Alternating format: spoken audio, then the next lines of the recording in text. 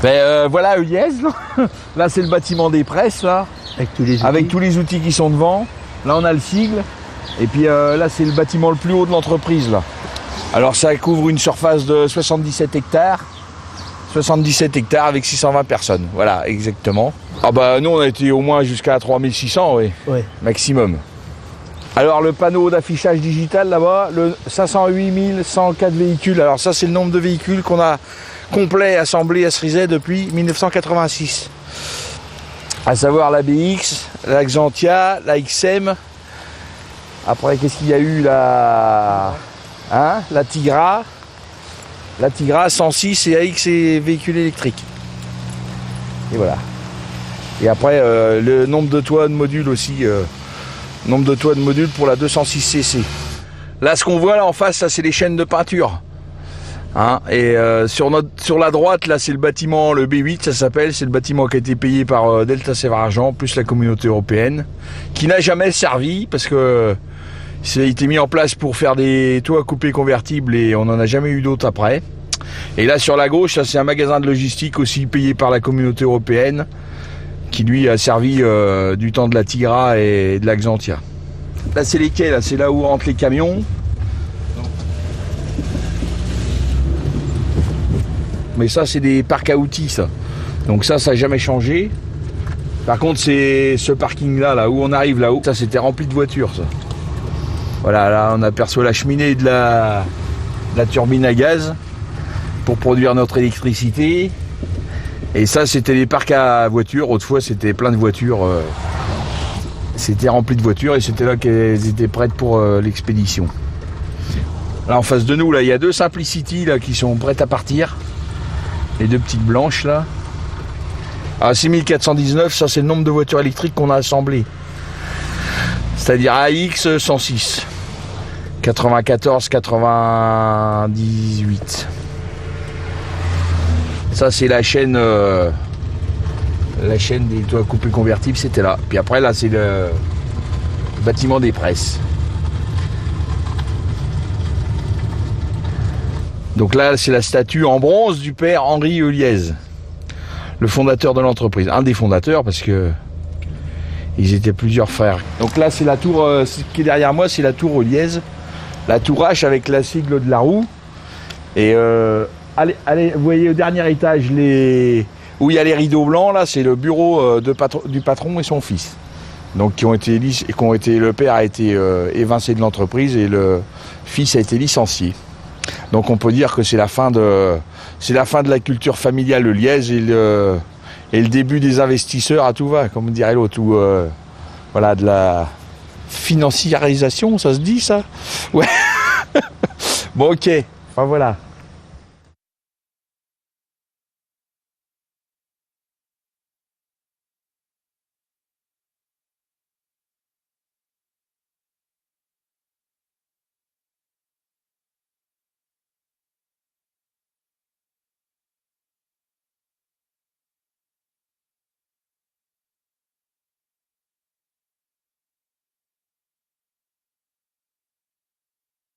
Alors moi je m'appelle Roi Dominique, j'ai 43 ans bientôt, ça fait 22 ans que je suis chez Uliez, je suis marié, j'ai 3 enfants et j'habite les Herbiers. Voilà. Moi c'est pareil Joël, j'ai bientôt 55 ans, je suis rentré en 91 chez Uliez et je suis parti en septembre 2009, suite au plan social et ainsi de suite, quoi. Voilà, je suis marié, 2 enfants. Mais par contre, Argentum, c'était bien des investisseurs indiens qui, eux, comptaient bien faire une voiture chez eux.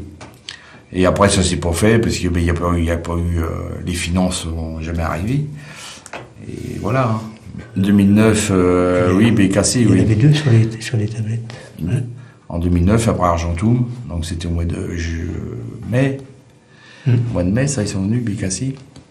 Et en fait, après, BKC, la fin de compte, à chaque fois, ça se passe comme ça.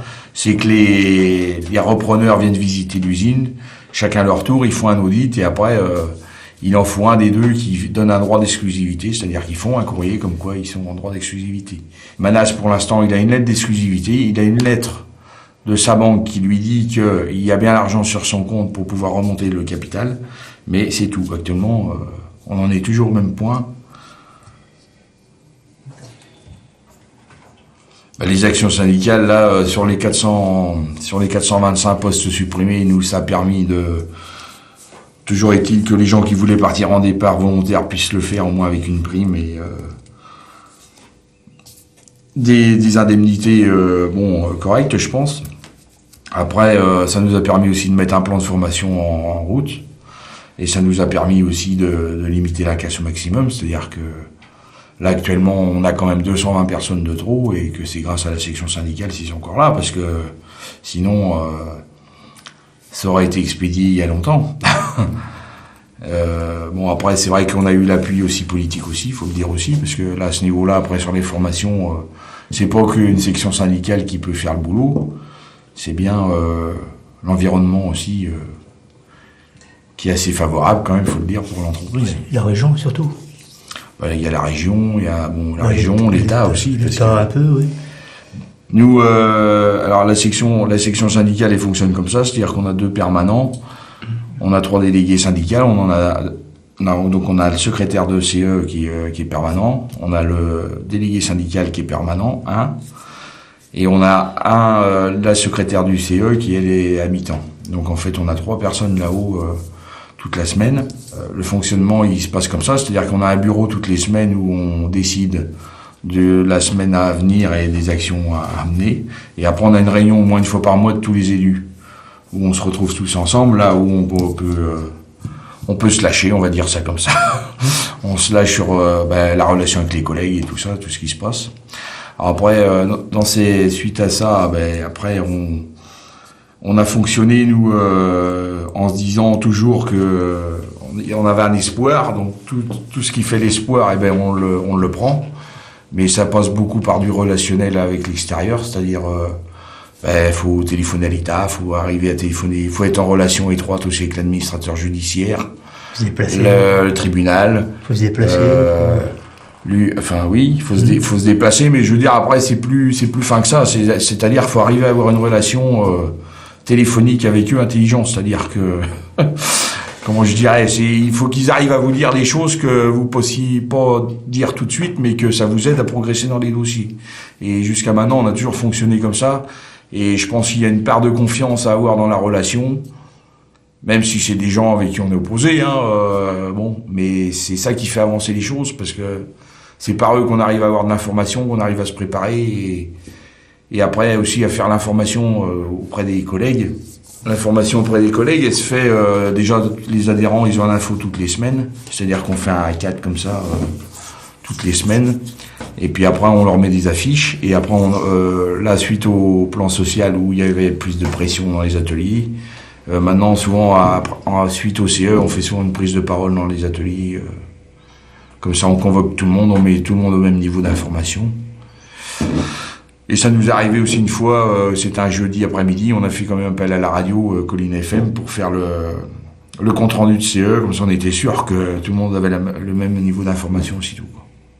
Bon, il faut aller à Paris souvent, on est à Bercy aussi souvent, parce que faut défendre le dossier de l'entreprise, donc là-dessus, après c'était plus Émile qui a pris ça en compte avec Claude, mais je veux dire, même nos délégués syndicaux, je veux dire, faut qu'ils aient le même niveau d'information. Ils ont tous les cas un portable et il faut qu'ils soient au même niveau, c'est-à-dire qu'eux, ils peuvent se faire appeler indépendamment les uns des autres, et il y a des fois aussi où il faut qu'ils soient groupés ensemble, donc c'est pas toujours prévu. Là, je sais qu'ils ont eu une convocation cette semaine, là, où Manas est venu à Cerizay, donc téléphoner à 8h du matin, il arrive à 9h30, ça c'est le genre de truc, c'est pas prévu, mais faut être là et maîtriser le dossier. Bon, ça c'est pas un problème maintenant, et je pense qu'il maîtrise bien le dossier d'entreprise.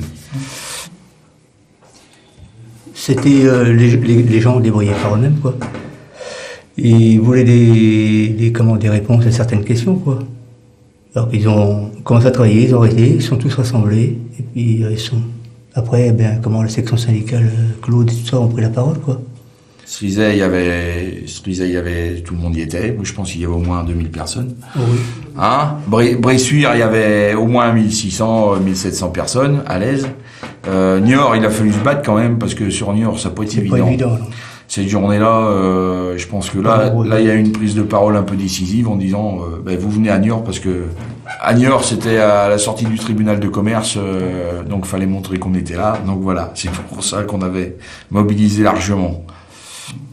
Il y a eu Châtellerault aussi, parce que Châtellerault, Sarkozy était venu à Châtellerault, donc là, on était venu soutenir les collègues de Châtellerault. Voilà. À Cerisay, les commerçants avaient baissé rideau. Tous les commerçants avaient baissé rideau en signe de solidarité, quoi, pendant toute la durée de la manif. Et on est allé aussi manifester pour les filles de Cousseau là-bas. La ISS qui était en sous-traitance logistique, quoi. Logistique. C'est-à-dire tout ce qui est approvisionnement de lignes, déchargement, conditionnement, stockage des matières premières pour l'approvisionnement de la ligne, quoi. Cariste. Il y avait cariste, toi. Il y avait 120, 130 personnes. 130 personnes, oui. Donc cette société-là, quand il y a eu les plans sociaux, ils ont été évincés parce qu'ils voulaient réduire la masse salariale, mais ils ont tous les sous-traitants, eux. Il y avait Samsic aussi qui s'occupait du nettoyage, l'entretien des vestiaires, des toilettes et ainsi de suite, quoi. Ils ont diminué progressivement, ils ont tout diminué, et puis, comme tu l'as évoqué, le gardiennage, quoi. Gardiennage, avec ça supprimé 50% des postes. Il y a eu 50%, oui. Le CAT aussi. Le CAT qui s'occupait des espaces verts. Il y avait non seulement les espaces verts, mais ils faisaient des pièces aussi. Ils avaient monté un atelier où ils faisaient de la préparation de petites pièces. Là, j'étais au moins une trentaine, là, non? Ah oui. Donc dès que ça a baissé, après ils sont partis. Oui, préparer des petits sous-ensembles, quoi, pour les véhicules. Ceux-là, ils sont pas restés, quoi. Il y a eu SMP pour l'entretien. Dalkia qui est toujours là, mais il y en a plus que, ils sont plus que 2 personnes. Sinon après, il y a tout le reste, quoi. La maintenance chez le GDC, ils étaient 4. Ouais. La maintenance chez nous, maintenant, il y a presque plus personne. Non? Oui, il y a Jardin aussi. J'oubliais la restauration parce que quand les repas diminuent, forcément il y a du personnel qui diminue. La section syndicale, pour moi, m'a tout apporté. De toute façon, je connaissais pas grand-chose. Hein. La section syndicale a apporté des formations, on a fait ce qu'était la section de la CFDT, des formations sur divers domaines, sur le logement, le social, qu'est-ce qu'il y avait encore, le CHSCT aussi, c'est des formations et qui sont assez longues, qui sont quand même nécessaires dans une entreprise comme ça. De toute façon, pour moi, elle m'a tout apporté, quoi. Et pour la section syndicale, c'est vrai qu'il n'y avait pas beaucoup d'attrait à rester à visser des boulons toute la longueur de journée. Je pense que non, mais moi ça me plaisait, quoi. Je suis 8 heures dans l'entreprise, mais je passe au moins 6 heures à discuter avec les gens. Sauf que le problème, c'est qu'ils discutent tous de leur cas individuel. Donc après, arriver à réunir ça sur un truc collectif, c'est là où c'est compliqué. Et je vois, sur les prises de parole, ça marche dans l'entreprise. Si on fait des trucs à Cerisay, ça va. Si on fait des affiches, là, je pense que c'est lu. Et je leur dis, de toute façon, il faut être positif parce que c'est votre outil de travail.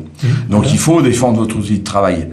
J'ai dit, c'est pas en disant, Elias, faut que ça se casse la gueule, parce que c'est ce qu'on entend, hein, Cerisay dans les caves et tout, c'est ce qu'on entend. Faut que ça se casse la gueule. Mais j'ai dit, si ça se casse la gueule, non seulement Cerisay sera rayé de la carte, vous aurez plus de boulot, et après, vous allez toujours pouvoir ramer. Alors ça a changé un peu quand même depuis le dernier plan social, parce que ceux qui sont partis n'ont pas nécessairement retrouvé de boulot, et c'est eux qui disent aux gars, attention, à l'extérieur, c'est pas ce que vous croyez. Ouais. Je pense que ça prend un peu forme, là, parce qu'on sent que les gens, ils évoluent quand même dans le discours, je sens que ça change un peu, quoi. On commence à se dire, faut peut-être quand même faire attention à ce qu'on dit. Changer d'attitude aussi, parce que c'est pas en déboulonnant la section syndicale à tout bout de champ que ça va arranger les choses. Nous, on est bien là pour défendre l'outil de travail et défendre le projet. On se dit, c'est un bon projet et voilà, on peut encore avoir du boulot et il faut tenir, quoi. Donc c'est tout, c'est plus cet aspect-là qu'on défend actuellement. Et il faut arriver à le faire entrer dans la tête des gens, quoi, que faut sortir de sa petite maison, de sa télé, de son canapé, de ses petits loisirs, et il faut se battre, quoi, parce que la seule solution, elle est là, il faut se battre. Entre ce qui est écrit dans les journaux et ce qui se dit dans l'entreprise, c'est pas pareil, là. Voilà. Il faut l'interpréter différemment, quoi. Oui, puis moi je leur dis, de toute façon, si vous battez pas les gars, enfin je veux dire, vous allez crever quoi. Ouais, c'est ça. De toute façon, dès qu'on est délégué, on est bloqué au niveau des augmentations salariales. On n'a plus d'augmentation, on est coincé. Alors, les chefs nous arrêtent. Hein oui, progression de carrière. Oui. Les chefs, ils nous ennuient pas, mais au niveau salarial, on est cloisonné, ça y est thérapé. Ah, oui. Moi, j'ai toujours dit, ils vont me mettre sur la croix un jour, parce que tous les matins à l'embauche, c'est ça, de toute façon. Je veux dire, c'est vrai que les chefs, même s'ils sont gentils avec nous, de toute façon, ils font pas de cadeaux derrière. Non. Bon, les salariés, eux, tu pourrais te dire quand même, est-ce qu'ils ont un peu de solidarité, penses-tu? Et c'est vrai qu'on se fait bananer, malheur de tous les coins. C'est des tirs croisés, sans arrêt. Et c'est vrai que c'est comme ça, quoi. Donc, progression de carrière, t'en as aucune. Progression salariale, t'as du mal. Pour aller en formation, faut se battre aussi, sinon t'y vas pas. Et voilà, mais après, je dis, c'est pas un sacerdoce, mais c'est quand même un... Je dis, les jeunes qui y vont, je dis, ils ont du mérite. Hein, parce que, chapeau, oui. Mais il n'empêche qu'au bout de 2-3 ans, tu comprends quand même que si tu continues, tu sacrifies tes carrières quand même quelque part. Ouais. Ça veut dire qu'à un moment donné, tu es obligé de faire le choix, soit je continue à être militant, soit je rentre peinard dans mes charentaises et la vie s'écoule tranquillement. Mais non, à un moment donné, tu es obligé de faire un choix. Mais une fois que tu l'as fait, après, c'est... Déjà, faut déjà aimer se battre, et puis quelque part, les ateliers, c'est éviter les injustices, que tout le monde soit sur un même pied d'égalité, et puis c'est défendre le salarié, quoi. Et puis je pense que ça se fait, ça se commande pas, quoi. On aime ou on n'aime pas. Je pense que c'est l'expérience de la JOC aussi derrière, parce que moi, ça a toujours été une conviction de se dire à un moment donné, je rentrerai pas dans ce système-là, disons les choses comme elles sont. Je dis, je vais pas lécher les bottes au chef, ni rien du tout. Ça, là-dessus, il est hors de question, parce que à partir de ce moment-là, si on fonctionne comme ça, on peut plus rien dire, de toute façon. Donc j'ai dit, moi, c'est hors de question que je ferme ma gueule, je l'ouvrirai jusqu'au bout.